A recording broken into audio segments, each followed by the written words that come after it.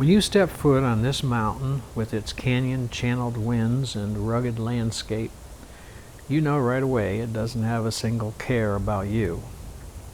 There is an austere, stoic energy arising from its folds, and you can easily get the feeling it'll just shake you off on a whim.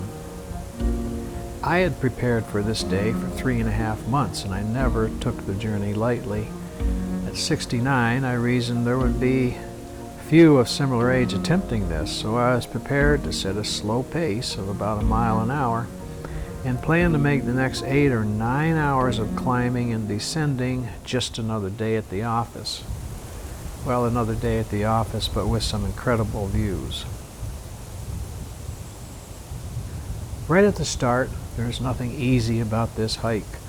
Steep grades, never-ending water bars, that's those steps made from logs or rocks, loose stones, slick rock in formidable masses, steep drop-offs, and gradually thinning air as you ascend.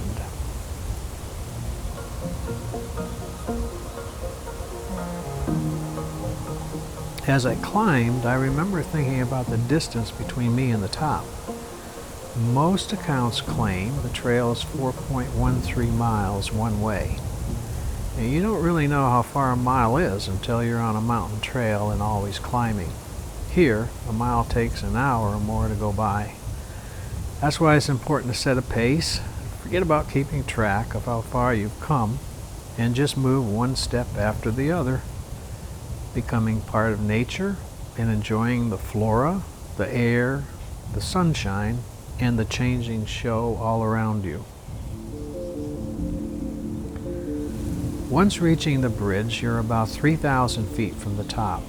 But sitting or standing there, looking up at the trail snaking ahead, it might feel like miles. At least it did for me, and I had a few minutes of doubt sitting on some perfectly square rocks just past the bridge, surveying the trail ahead.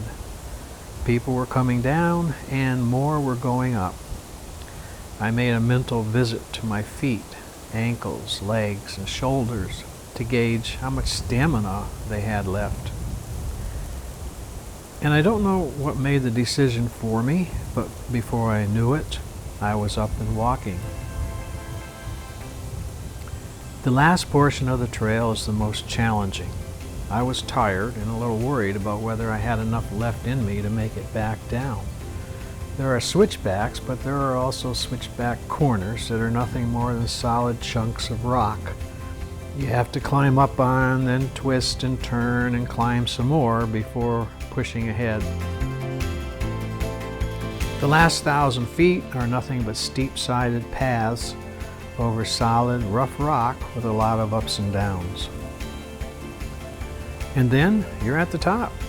More than anything, I felt a sense of relief. The feeling of accomplishment would come much later. At that moment, at the top, I was so glad I had persisted and so glad I had prepared well. Now, in front of me, there were just the hours of getting down.